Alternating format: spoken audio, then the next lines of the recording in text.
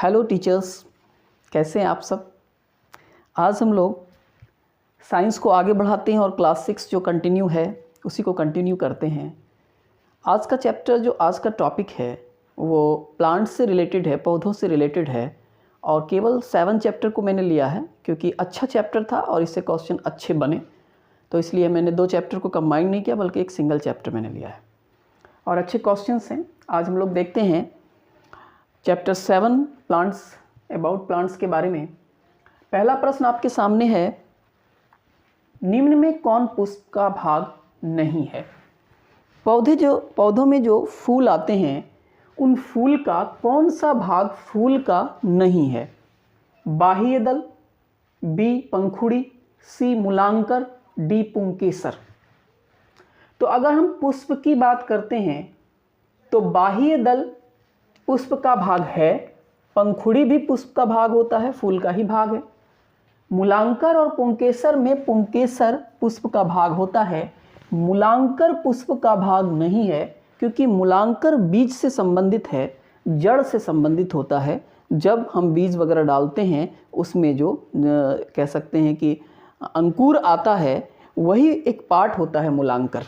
ठीक है, 3 स्टेज में उसको बांटा जाता है, उसमें एक मूलांकर उसका एक पार्ट होता है जब अंकुर निकल आते हैं बीज में। तो ये आपका राइट आंसर सी हो जाएगा। कौन सा भाग नहीं है तो मूलांकर नहीं है।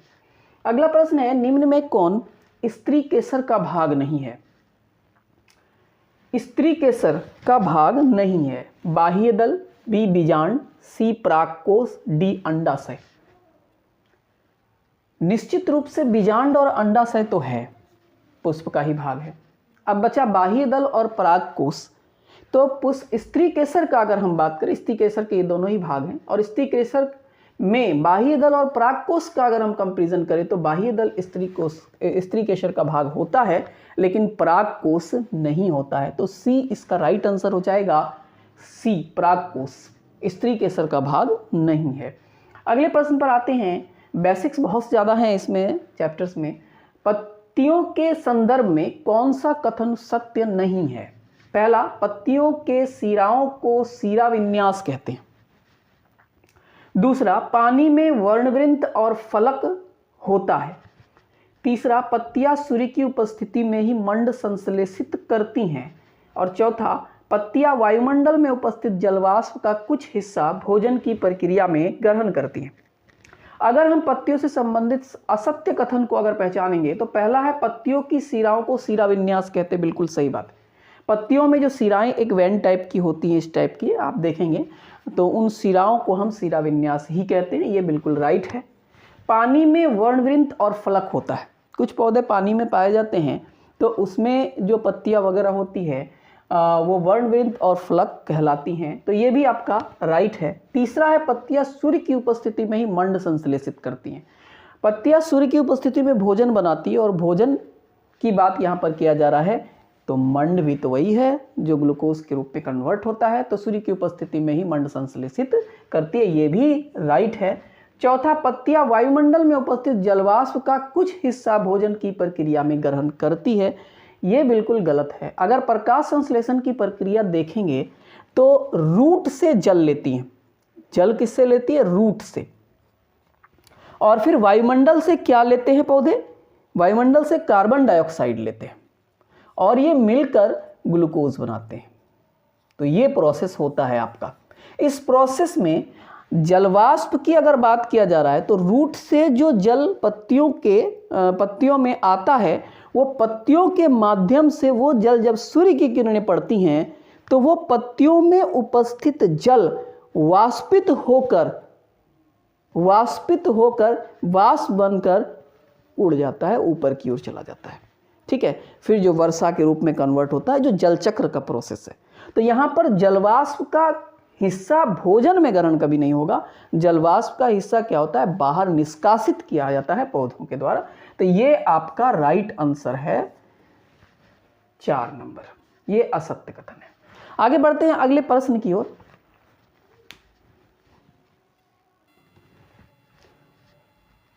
आगे बढ़ते हैं, अगला प्रश्न देखते हैं। जड़ कितने प्रकार के होते हैं? 2, 3, 4 या कई? तो जड़ मुख्यतः दो प्रकार के होते हैं। ठीक है, जड़ मुख्यतः कितने प्रकार के होते हैं? दो प्रकार के होते हैं, याद रखें। अगला प्रश्न है, निम्न में कौन एक जड़ नहीं है? गाजर, मूली, आलू, सलजम। इनमें से अगर गाजर, मूली, सलजम की बात करें तो ये तीनों जड़ है। आलू जड़ नहीं है क्योंकि आलू तना की श्रेणी में आता है, इसलिए इसका राइट आंसर सी हो जाएगा। अगला प्रश्न है, जड़ों के संदर्भ में सही कथन को चुनें। जड़ें मिट्टी से जल और खनिज अवशोषित करती हैं। 2, जालिका रूपी सीरा विन्यास वाली जड़ें रेशेदार होती हैं। केवल एक, केवल दो, एक और दो, ना एक ना दो। सही कथन को इसमें चुनाव करने के लिए बोल रहा है। अगर पहले की हम बात करते हैं, जड़ें मिट्टी से जल और खनिज अवशोषित करती है, तो ये बिल्कुल राइट है। जड़ें मिट्टी से जल और खनिज ही अवशोषित करती है, मिनरल्स एंड वाटर अवशोषित करती हैं। दूसरा है, जालिका रूपी सीरा विन्यास वाली जड़ें रेशेदार होती हैं। जिन पत्तियों की जालिका रूपी सीरा विन्यास वाली जड़ें, अच्छा, जालिकाओं के रूप में जिनकी जड़ें पाई जाती हैं, जालिका के रूप में यहाँ पर पत्तियों को इंडिकेटेड कर रहा है। जालिका रूपी सीरा विन्यास वाली जो जड़ें होती हैं रेशेदार होती है। तो कैसी होती है? रेशेदार होती है। तो जड़ें इस प्रकार की जो जालिका रूपी जो जड़ें होती है वो रेशेदार नहीं होती हैं। ये गलत है, क्योंकि ये रेशेदार नहीं बल्कि मुसला, ठीक है, मुसला जड़ें पाया जाता है, तो मुसलादार होती हैं।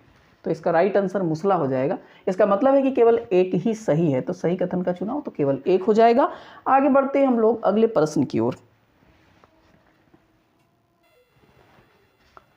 अगला प्रश्न देखते हैं, समांतर सीरा विन्यास वाली पत्तियों के पौधों की जड़ें कैसी होती है? मुसला जड़, समांतर जड़, रेशेदार जड़ या कोई नहीं?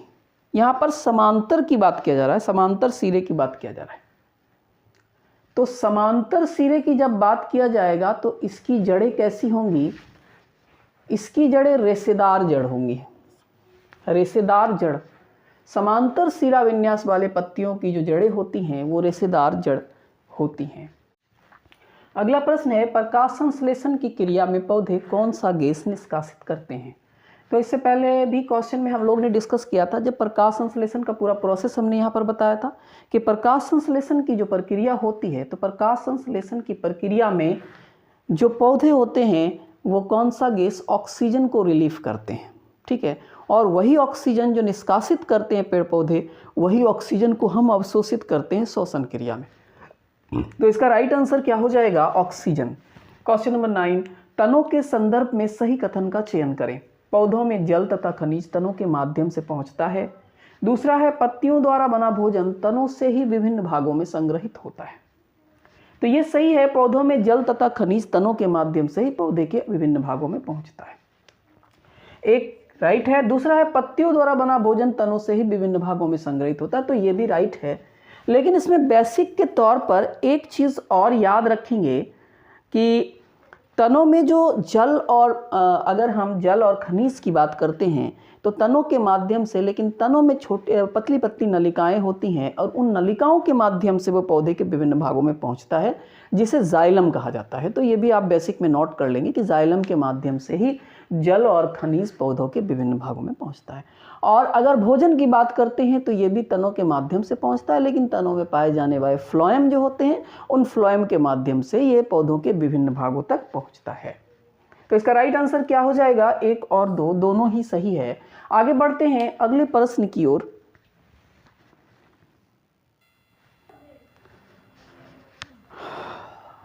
आगे बढ़ने से पहले हमारे चैनल को ज़्यादा से ज़्यादा आप लोग सब्सक्राइब करें, ज़्यादा से ज़्यादा शेयर करें, कमेंट करें, क्योंकि आपका प्यार और आपका स्नेह ही हमें आगे बढ़ने के लिए बाध्य करेगा। बहुत सारे स्टूडेंट्स कमेंट करते हैं और कमेंट करके कहते हैं कि सर आप लाइव क्लास क्यों नहीं आते। तो एक्चुअली लाइव क्लास के लिए मेरे पास समय नहीं है पर्याप्त, इसलिए हम नहीं आ पाते। डेली वीडियो अपलोड कर देते हैं, 3 से 4 घंटा एक वीडियो में लगता है, मेहनत करते हैं, क्वेश्चंस को देखना पड़ता है, सारे क्वेश्चंस को, उसमें से क्वेश्चंस को छांटना पड़ता है, पॉइंट्स को नोट करना पड़ता है, नोट डाउन करने के बाद फिर हम वीडियो आपके लिए लेकर आते हैं। तो इस मेहनत के बदले तो सिर्फ आपको सब्सक्राइब ही करने के लिए कहा जाता है, शेयर और कमेंट करने के लिए कहा जाता है। अगर इसमें आप कंजूसी दिखाएंगे तो फिर मेरी जो एनर्जी है वो डाउन हो जाएगी। चलिए खैर आगे बढ़ते हैं अगले प्रश्न पर। निम्न में शाक पौधों की विशेषता क्या है? पहला हरे तने, दूसरा कोमल, तीसरा हरे एवं कोमल, या डी को। देखिए शाक जो पौधे होते हैं वो एक्चुअली कैसे होते हैं, हरे भरे तो होते हैं और बहुत कोमल भी होते हैं, नाजुक भी होते हैं, जो आप लोग देखते होंगे अक्सर।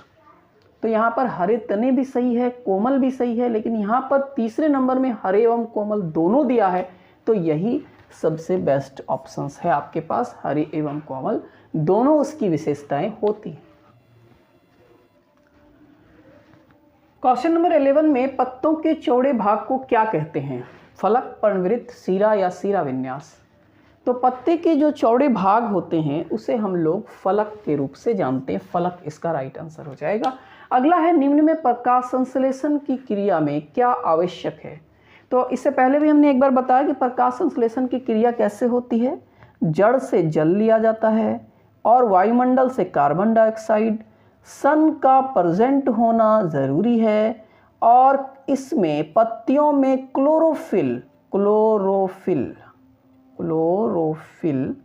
नामक एक पिगमेंट पाया जाता है, जिसके कारण पत्तियों का रंग हरा होता है। ये भी याद रखेंगे बेसिक में। और इसके रिएक्शंस के फलस्वरूप C6H12O6 ग्लूकोज मिलता है और प्लस ऑक्सीजन रिलीफ होता है। तो प्रकाश संश्लेषण की प्रक्रिया अगर आपको याद है तो ये आपको पता चल जाना चाहिए कि क्या क्या आवश्यक है। देखिए पहला जल, तो जल बिल्कुल सही है। कार्बन डाइऑक्साइड की आवश्यकता है तो कार्बन डाइऑक्साइड भी है। प्रकाश की आवश्यकता है सन रे, तो प्रकाश भी है। क्लोरोफिल की ज़रूरत है तो क्लोरोफिल भी है। एक तीसरा ऑप्शन जो ऑक्सीजन है ये बिल्कुल गलत है, क्योंकि ऑक्सीजन की आवश्यकता प्रकाश संश्लेषण में नहीं होती है, बल्कि प्रकाश संश्लेषण की प्रक्रिया पूर्ण होने के बाद ऑक्सीजन निष्कासित होता है, अर्थात रिलीफ होता है। तो ये आपका गलत है। तो इसमें राइट कौन कौन सा है? 1 2 4 5, 1 2 4 5, सी आपका राइट आंसर होगा। आगे बढ़ते हैं हम लोग अगले प्रश्न की ओर। आगे देखिए अगला प्रश्न, बाष्पोत्सर्जन किसका कार्य है? जड़, तना, पत्ता या पुष्प? तो कई बार हम लोग डिस्कस किए, जैसे ऑक्सीजन जो ये जड़ों से जो जल पत्तियों तक पहुंचता है और पत्तियों से सूर्य की किरणों के कारण बाष्पोत्सर्जन क्रिया के द्वारा वो आसमान में चला जाता है और फिर जल बनकर फिर नीचे जो जल चक्र का प्रोसेस है तो उस पर नहीं जाएंगे हम लोग। तो बाष्पोत्सर्जन की प्रक्रिया जो होती है मुख्य तौर से पौधों के पत्तों से होता है। अगला प्रश्न है, जालिका सिरा विन्यास किसमें पाया जाता है? पीपल के पेड़ में, आम के पेड़ में, चने के पौधे में या सभी? तो जालिका सिरा विन्यास की अगर बात करते हैं तो ये सभी में पाया जाता है। इसका राइट आंसर डी हो जाएगा। तो आज 7 चैप्टर से इतने ही इंपॉर्टेंट पॉइंट्स थे जो मैंने उठाए और बाकी 8वां चैप्टर हम लोग कल देखेंगे। तब तक के लिए बाय।